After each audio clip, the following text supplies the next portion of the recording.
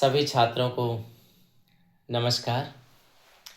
आज हम सीखने जा रहे हैं, हमारा बहुत ही अच्छा टॉपिक है संख्या ज्ञान। आज हम संस्कृत में संख्या ज्ञान करना सीख जाएंगे। 1 से लेकर के 1000 तक के अंकों की, उसके आगे तक के अंकों की संस्कृत हम कैसे बना पाएंगे। छठी क्लास से लेकर के यावत 10वीं क्लास तक सीधे सीधे शब्दों में संख्या ज्ञान से संबंधित संख्याएं आती हैं और बहुत जगह हमारे काम आती हैं। तो हमें संस्कृत में संख्या सीखना बहुत जरूरी होता है। 1 से लेकर के 100 तक के अंकों की संस्कृत, संख्यावाचक शब्दों की संस्कृत हमें आनी चाहिए। आप देखते होंगे 1 से लेकर 100 तक में 1 से लेकर 9 अंक होते हैं। इसके अलावा उन्हीं अंकों को आगे पीछे करके जोड़ करके नई संख्या बना दी जाती है। तो आज हम संस्कृत के अंतर्गत सीखेंगे कि किस तरह से उन अंकों को जोड़ा जाता है और किस तरह से उनकी संख्या होती है। याद रखिएगा, 1 से लेकर के 100 तक की जो संख्याएं हैं उनमें केवल 4 अंक, 1, 2, 3 और 4, इनके रूप चलते हैं 3 लिंगों में। पुल्लिंग में उसे कैसे प्रयोग करेंगे, स्त्रीलिंग में कैसे प्रयोग करेंगे, नपुंसकलिंग में उसे कैसे प्रयोग करेंगे, तो उसका एक मैं तरीका बताऊंगा, प्रयोग सिखाऊंगा। इसके बाद में 5 से लेकर के आगे तक के अंकों की संख्याएं हमारी सभी लिंगों में एक समान रूप से यूज करी जाती है, एक समान रूप से प्रयोग में लाई जाती है। वो किस तरह से करेंगे, तो आइए हम अब आगे चलते हैं संख्यावाचक शब्दों को सीखना। ये आपको संख्यावाचक शब्द दिखाई दे रहा है। ये अंक है 1। 1 के अंक की हम पुल्लिंग में एकः कहेंगे, स्त्रीलिंग में एका कहेंगे और नपुंसकलिंग में एकम कहेंगे। एकः, एका, एकम। अब हम इसका प्रयोग कैसे करेंगे, जैसे कोई बालक है, उसके लिए हम एकः बालकः। स्त्रीलिंग में एक का प्रयोग कैसे करेंगे, एका बालिका। नपुंसकलिंग में एकम फलम, एकम पुस्तकम। इस प्रकार से इस एक का प्रयोग तीनों लिंगों में करेंगे। अब हम आगे चलते हैं। 2 की संस्कृत होती है द्वौ। पुल्लिंग में द्वौ, स्त्रीलिंग में द्वे और नपुंसकलिंग में भी द्वे। इसका वाक्यों में प्रयोग कैसे करेंगे, जैसे बालक हैं, द्वौ बालकौ, द्वे बालिके, द्वे फले, 2 फल। कहने का मतलब 2 के अंक की संस्कृत तीनों लिंगों में इस तरह से चलेगी और इस तरह से वाक्यों में प्रयोग होगा। इस तरह से प्रयोग में लाएंगे। 3 को हम पुल्लिंग में त्रय कहते हैं, स्त्रीलिंग में तिस्र कहते हैं और नपुंसकलिंग में त्रीणी कहते हैं। वाक्य में प्रयोग कैसे करेंगे, त्रय बालिकाः, तिस्र बालिकाः, त्रीणी फलानि। बहुत पूछा जाता है पेपर में। अंतिम 4 के अंक की संस्कृत होती है चत्वारः, चतस्रः, चत्वारि। पुल्लिंग में चत्वारः, स्त्रीलिंग में चतस्रः और नपुंसकलिंग में चत्वारि। प्रयोग कैसे करेंगे, चत्वारः बालिकाः, चतस्रः बालिकाः, चत्वारि फलानि।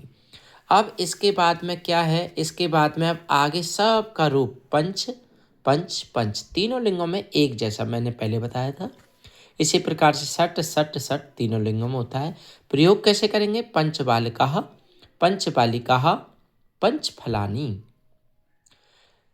5 को पंच, 6 को षट, 7 को सप्त, 8 को अष्ट और 9 को नव। इन अंकों की संस्कृत हमें आ जानी चाहिए। आपके सामने ये दिखाई दे रहा है 1। अब हम प्रयोग करेंगे आगे, जब मैं आपको बताऊंगा कि किस तरह से करेंगे। यहाँ तक एक बार याद कर लें, 1, 2, 3, चत्वार, पंच, षट, सप्त, अष्ट, नव और 10। अब आते हैं हम ये संस्कृत। 1 से लेकर के 12 तक के अंकों की संस्कृत किस तरह से बनाएंगे। देखिए हमारे पास क्या है, यहाँ 11 है। अब यहाँ पर 1 और 1 नहीं जोड़े, यहाँ 10 और 1 कितने होते हैं, 11। ये अंक हमने ले लिया 10 का, 10 का अंक हमने इसके साथ लगा दिया। यहाँ पर हमने लगा दिया आपका ये प्लस का चिन्ह। इन दोनों को हम क्या करेंगे, इन दोनों को हम जोड़ेंगे। तो यहाँ हम प्लस का चिन्ह लगाएंगे, ये प्लस का चिन्ह लगा दिया। 1 और 10 कितने हो गए, 11। जब हम इनको जोड़ करके लिखते हैं तो हम क्या बन जाएगा इसका, एकादश।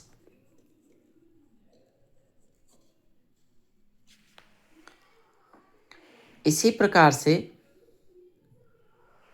12 में कितना है, 12 में 10 और 2, तो जो संख्या ये है, मैंने जो ये लिख रखी है ये संख्या, ये सेम इसी तरह से लिखी जाएगी और जोड़ के लिख लें, द्वादश। इसका रूप कैसे बन जाएगा आपका, ये देखो आपका रूप बन जाएगा ये द्वा और ये दा और ये स, द्वादश रूप बन गया। इसी प्रकार से 2, 3 में 13 का कैसे बनेगा, इस 10 के चिन्ह को हम यहाँ ले आते हैं तो ये इसमें प्लस बीच में है, ये नीचे तक आएगा, त्रय और 10, तो इसका जब रूप बनाएंगे हम तो ये बनेगा आपका त्रयोदश, त्रयोदश। यहाँ पर जब हम संधि भी पढ़ेंगे तो संधि में ओ हो जाता है, विसर्ग को हटा करके उसके स्थान पर ये ओ कर दिया जाता है, ठीक है। इसी प्रकार से चतु में मूल शब्द था इसका चतुर। जब हम इसको पढ़ेंगे तो इसको जब जोड़ेंगे तो क्या बन जाएगा इसका, 4 में 14 को चतु और 10, चतुर्दश। तो ये आपका चतुर्दश ऐसे लिखा जाएगा, चतुर्दश। इसके बाद में ये आपको 5 के साथ में जोड़ेंगे, 5 के साथ में हमने इसको जोड़ा, 15 बनाया, तो ये आपका आ गया पंचदश, पंचदश। 60 के साथ में जोड़ेंगे, ये थोड़ा सा अलग है, 60 के साथ में जब हम 16 की बनाते हैं तो ये आपका बन जाता है षोडश, याद रखना है इसको। 10 के साथ हम जब जोड़ेंगे तो ये आपका बन जाएगा 17, ये बन गया आपका सप्त लिख दिया हमने, और ये 10 लिख दिया, सप्तदश। इसी प्रकार से हमने अष्ट के साथ जोड़ा 10, तो ये आपका बन गया अष्टादश, अष्टादश या अष्टदश, अष्टादश। और ये आपका नव के साथ जोड़ा, आपका फिर क्या बन जाएगा, नवदश, ये आपका नवदश बन गया। 20 की एक संस्कृत अलग आती है जिसको हम कहते हैं विंशति, जिसको हम कहते हैं विंशति। अब हमको क्या करना है, यहाँ समझने वाली बात है। यहाँ हमने 10 जोड़ा, 10 का यहाँ 11 है, 1 और 10 11 होते हैं, तो एकादश बन गया। यदि हम इसकी जगह पर 10 की जगह पर अब हम इसमें आगे यदि 1 और विंशति जोड़ेंगे, 1 और विंशति जोड़ेंगे तो जोड़ करके लिख दो, इसका रूप क्या बन जाएगा, एक विंशति।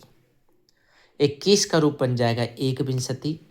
आगे पढ़ेंगे हम, इसी प्रकार से बन जाएगा आपका द्वाविंशति या द्विविंशति, आगे त्रयोविंशति, ये आपका चतुर्विंशति, र है ऊपर चढ़ जाएगा इसमें विसर्ग के स्थान पर।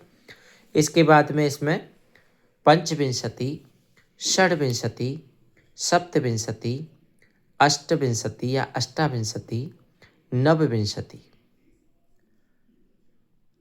और एक 30 की जो संख्या आएगी उसको हम कहते हैं 63।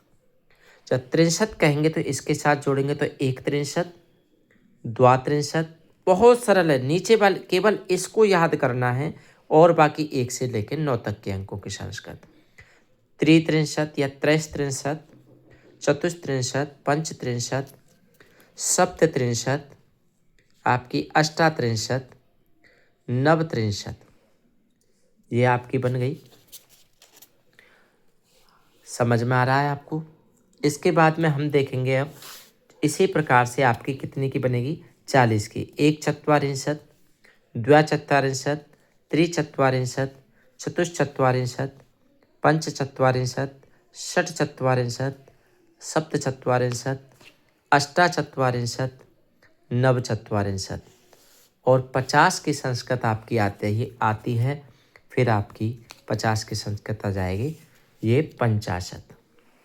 50 आ गई तो हम 51 को कहेंगे 1 50, 2 50, 3 50, 4 50, 5 50, 6 50, 7 50, 8 50 या 8 50। और ये आपकी देखिए यहाँ 9 50 जुड़ करके बन जाएगी आपकी 9 50। इसी तरह से जब हम आगे 60 की करेंगे याद, तो हम 60 की संस्कृत होती है 60 की षष्ठी।